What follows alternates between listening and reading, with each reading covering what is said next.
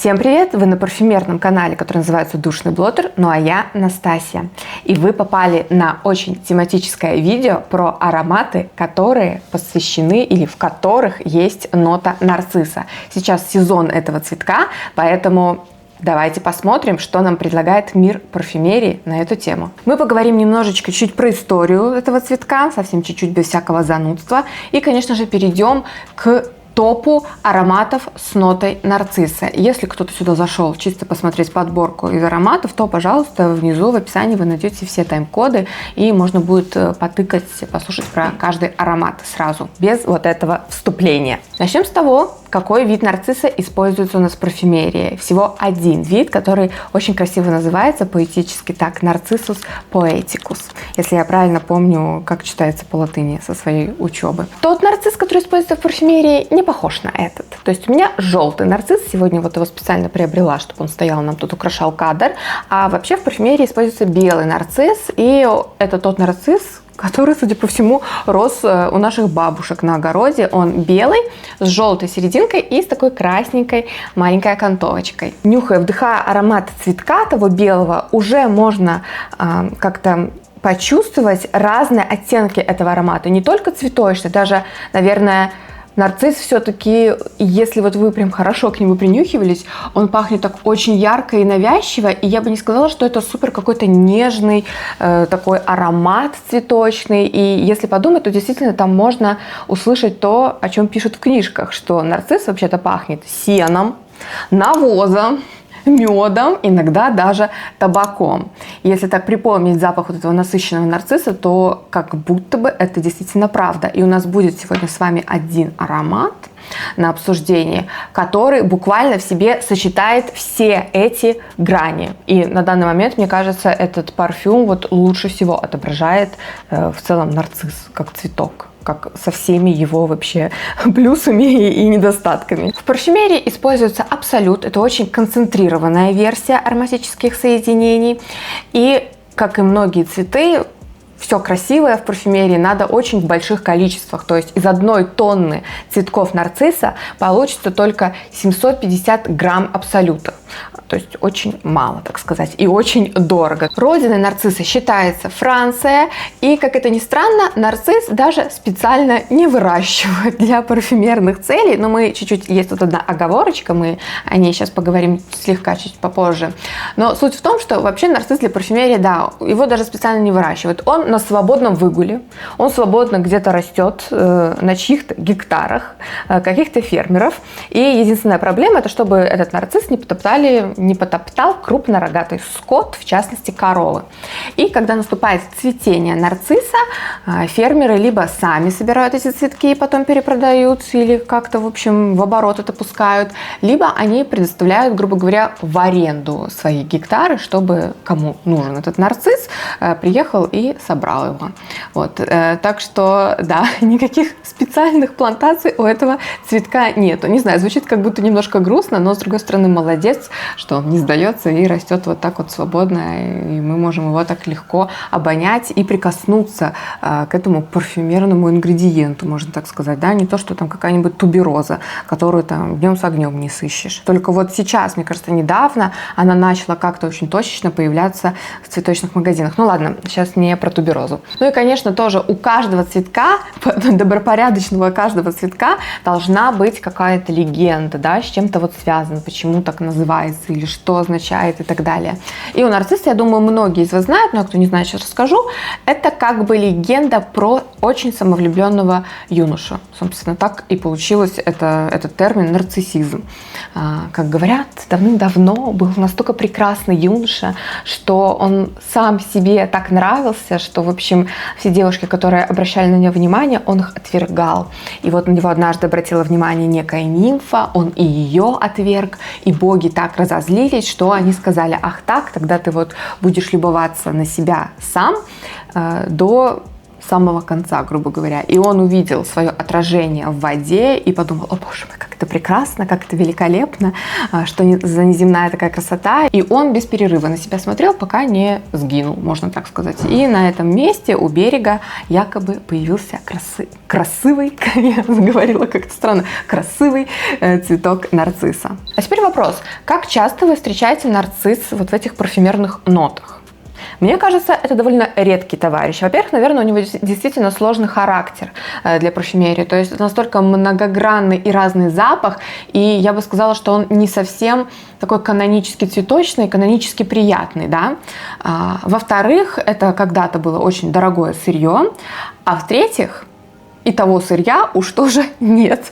Почти что можно так сказать, потому что в 2016 году такая организация, которая называется IFRA, это International Fragrance Association, она почти запретила использовать абсолют нарцисса в парфюмерии и тем более в уходовых всяких средствах. Эта организация приписала абсолют нарцисса к аллергеном. Поэтому с 2016 года абсолют нарцисса сведен почти к нулю его использования. Его все еще можно использовать, но в таких мизерных дозировках, например, в парфюмерии можно использовать всего лишь от формулы 0,1% абсолюта нарцисса. Это, как вы сами понимаете, очень мало и особо ни на что, наверное, не повлияет. Поэтому, конечно же, как и многое в современной парфюмерии, у нас имеет синтетические аналоги. Это нормально, это как бы спокойно надо к этому относиться. Современная парфюмерия двигается к этому,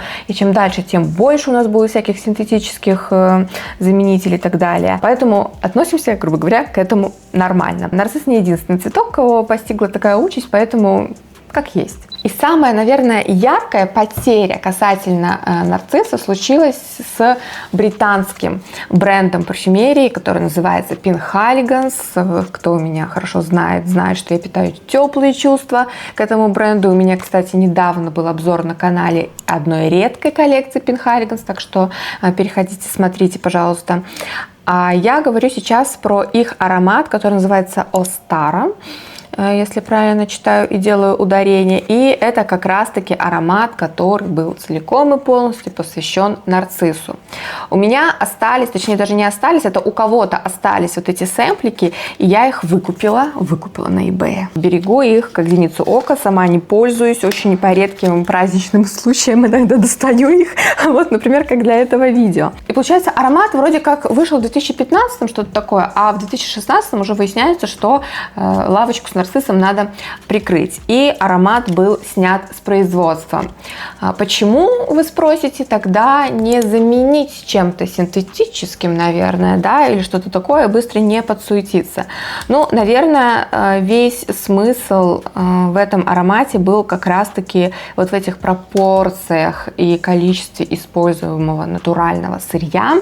И в связи с тем, что это стало больше невозможно, наверное, это было очень технически сложно сделать реформулировку этого аромата, плюс затраты, наверное, на вот снятие воспроизводства, запуск нового производства, на то, чтобы изменить формулу, на то, чтобы разработать эту формулу и на то, чтобы это снова продавать, снова включать пиар, маркетинг и так далее. Видимо, это были слишком большие затраты, гораздо больше, чем потенциально, возможно, прибыли, поэтому они его в целом вообще сняли. Я уже заранее нанесла этот аромат себе вот на такую плотную бумажку, ну, считайте, на блотер, да? Просто у меня много обрезков хороших, очень хорошей бумаги. Я заранее нанесла, чтобы как раз к тому моменту, когда я буду снимать видео, аромат чуть-чуть подраскрылся. И я хочу сказать, что, ну, это, конечно, пахнет реальным, настоящим, абсолютным нарциссом. Очень красивый аромат, при том, что, мне кажется, он довольно-таки погодозависимый, наверное, я могла бы его охарактеризовать, потому что я тестирую его всего лишь 3-й раз. Вообще за все время. 3-й раз. 1-й раз я с ним там познакомилась. 2-й раз я вот когда заказала себе вот эти сэмплы, мы с подругой его тестировали. И 3-й раз сейчас. Я же говорю, я достаю его только по праздникам. Так что вы мой праздник. И хочу сказать, что вот во второй раз, когда тестировала, что-то он был не очень какой-то понятный, не характерный, что ли. А сейчас вот он снова пахнет нарциссом прям в самом своем лучшем проявлении. Я не очень чувствую здесь какой-то навоз, но вот как раз-таки, возможно, я чувствую, точнее, невозможно, а как раз-таки я здесь чувствую мед, медовую его часть. Нету здесь такой анималики, ее нет. И еще прям зелеными стеблями, которые уже вот стоят в воде. Они еще не подгнили, не затухли, ничего, но как будто вот вайб реально, как будто это вот не просто нарцисс, а вот это уже букет нарциссов, который стоит в воде в вазе. Очень красивый аромат. Фух, и это действительно один из самых, наверное, лучших нарциссов, который попадался именно мне. Если вам попадался какой-то лучший нарцисс, обязательно напишите об этом в комментариях. Следующий, один из самых интересных ароматов, у которых есть нота нарцисса, это аромат, кстати, мне его подарили в подарок, когда я покупала тот Discovery Set Penhaligon's на видео, которое я ссылалась, так что в целом обзор этого аромата есть все в том же видео, как это ни странно, про Penhaligon's, хотя в подарок дали, это другой бренд, господи, как он называется, Parfum d'Empire, а аромат называется Табак Табу. Ну, я помню, как он пахнет, но давайте еще раз я его нанесу, попробуем. Уж в этом видео тоже. Ух, и вот здесь как раз, мне кажется, вот этот нарцисс, он прям как по, знаете, парфюмерной методичке. То есть все, что я перечисляла в начале, он всем этим пахнет. И я тогда говорила, что для меня это супер медовый аромат. И я действительно чувствую здесь больше всего меда. На протяжении очень долгого времени чувствую больше всего меда. Но, что интересно, и в том видео я об этом не сказала, потому что это уже было после того, как я снимала. Когда я дала уже блотер этот понюхать своему мужу и парню, подруге, получается, они в голос сказали: это же пахнет табаком. При том, что вот табаком они вспоминали, который использовали их дедушки. Типа такой портсигар, или как это называлось? Ну, такая, короче, коробочка, видимо, где-то хранилась. У меня нет таких ассоциаций с детства, поэтому я не чувствую здесь табак. Хотя, как бы, название аромата говорящее, табак табу, да, как бы. Соответственно, видимо, нормальные люди должны чувствовать здесь больше табака. Ну вот мужчины чувствуют табак. И я, конечно, больше здесь всего чувствую мед. А еще я говорила, что со временем там будет раскрываться вот эта животинистая часть нарцисса. Не совсем приятно, если пофантазировать. Вот, поэтому, мне кажется, в этом аромате прям вот все грани этого цветка описаны, про которые, собственно, парфюмеры нам и рассказывают. И там в нотах как раз-таки перечисляют нарцисс, мед, табак. И мне кажется, что это, да, знаете, все сущности одного какого-то вещества, да, по сути. И, кстати, я там в видео тоже говорила, что мне не очень понравился этот аромат. Я не забираю свои слова обратно, я бы его на себе все еще бы не носила. Но хочу сказать, что если ему дать время раскрыться, то он чуть подутихает, и, ну, сколько это возможно. Конечно, он не уходит вообще в ноль, потому что тут очень яркие ноты, и он очень крепко сделан. Но в целом со временем аромат чуть-чуть так успокаивается и становится более носибельным, если кому-то это важно. Вот, если кто-то поклонник вот этих вот нот, меда, табака и нарцисса, и немножко вот капелька животинки, то, я думаю, это must-have для вас обязательно. Дальше аромат, который я хочу вам предложить. К сожалению, я его не пробовала, но у меня завалялся его блотер фирменный. Точнее, может быть, я пробовала где-то в череде там в магазине, но не очень запомнила, что это такое. Бренд Chloe, и у них есть линейка, вроде она тоже бутиковая, она в таких больших ребристых флаконах. И у них есть аромат, который называется ровно как вид этого нарцисса, который используется у нас в парфюмерии. Называется Narcissus Poeticus. И нарисован здесь как раз-таки тоже нарциссик, беленький, с желтой серединкой и красной окантовочкой. Из интересного, если вы прям фанат этого цветка или вы просто очень любопытный парфюмерный исследователь, то попробуйте раздобыть как-то этот аромат и как-то его послушать, понюхать, потому что в нотах на фрагрантике там указана всего одна нота. Один нарцисс. Ему даже в пару никому не поставили. Просто вот нарцисс и все тут. Понятное дело, что там, конечно, явно формула не простецкая, но но маркетологи решили так, что они даже ничего не дорисовывали к этому цветку. Поэтому я сама схожу его обязательно при случае, перепроверю, посмотрю, как он, что он. И если я дойду, то есть я дойду, но когда — вопрос. Поэтому самое время подписаться на мой телеграм-канал. Обычно про всякие новинки, всякие интересности, прям такие посты про парфюмы, посвященные парфюмам, я пишу именно в телеге. В инстаграме у меня больше всякие рилсики, наверное, так сказать. Поэтому подписывайтесь на телегу, чтобы что не пропустить обзор на этот аромат. Также для прям ярых поклонников этого цветка можно еще, я думаю, где-то найти каких-нибудь перекупов. У бренда Fragonard выходил аромат, посвященный тоже нарциссу, в 2023 году. Но есть нюанс, что Fragonard в целом каждый год на протяжении уже скольких-то лет выпускает парфюм, посвященный конкретному цветку. То есть в этом году это цветок лимона, в прошлом году это была сирень, а значит, соответственно, в 23-м это был нарцисс. Мне не удалось познакомиться с этим ароматом, но я думаю, где-нибудь его можно найти. Следующий аромат, про который хочу рассказать, Сива от бренда Мема. Здесь тоже есть нота нарцисса, и я себе еще пометила чуть-чуть из интересного, что здесь еще заявлен попкорн и виски. Ну, я не знаю, я не слышу попкорна и виски, но я слышу ваниль, такую очень мягкую и деликатную, не ядреную такую. И в целом цветок тоже здесь чувствую.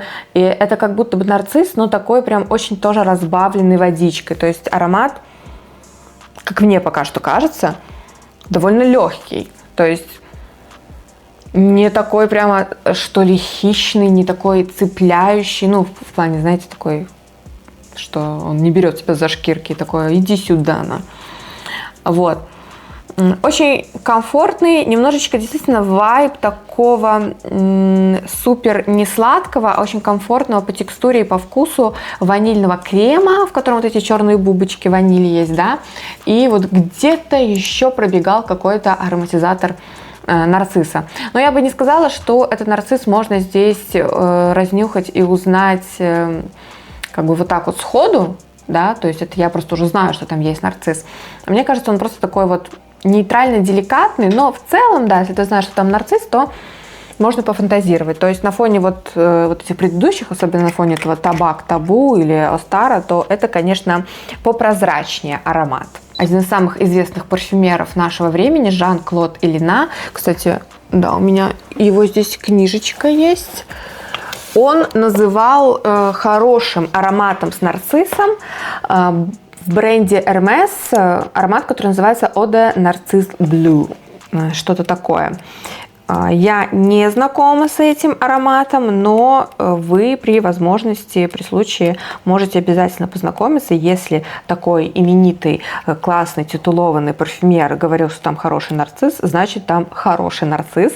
Обратите на него внимание. Хотела найти красивый разворот. О! Ну вот так выглядит эта книга. Очень, кстати, рекомендую эту книгу для тех, кто интересуется парфюмерией. Реально она довольно понятно написана, довольно интересно. Да, она написана на английском, но не составит труда читать ее, например, с переводчиком, как я тоже делала. Сейчас это не проблема, и прикольно почитать какие-то заметки и мысли вот какого-то известного парфюмера, а не просто, знаете, что-то такое рандомное, грубо говоря. Так что рекомендую на заметку эту книгу. Итак, вот такое видео получилось у меня про нарцисс. Напишите, пожалуйста, как вы относитесь к этому цветку, любили ли вы его в детстве, вызывает он у вас, может быть, какие-нибудь теплые чувства, воспоминания, и покупаете ли вы его себе сейчас в сезон нарцисс, чтобы он стоял и радовал вас. А также расскажите, как это сказать, ищете вы эту ноту в парфюмерии или нет. А может быть, после моего видео будете искать. А может быть, вы мне подскажете, где еще кроется классный нарцисс в парфюмерии. Обязательно пишите в комментариях. Будет очень интересно почитать и мне, и другим зрителям. А у меня на этом получается все. Спасибо большое, что посмотрели этот ролик. Мне, как всегда, очень приятно. Поэтому оставляйте свои комментарии, лайки, подписывайтесь на мой YouTube-канал здесь, который называется «Душный блотер». И также подписывайтесь на мой Telegram-канал, я уже упоминала его, который тоже называется «Душный блотер». Там у меня обзоры, прям обзоры парфюмов. И на мой Instagram, там у меня рилсики, кто любит такой формат, где там какие-то топы, подборки, какие-то неочевидные факты интересные, то тоже вас жду в Инстаграме. Вот, все вам рассказала, поэтому еще раз всем спасибо и до новых встреч. Пока-пока.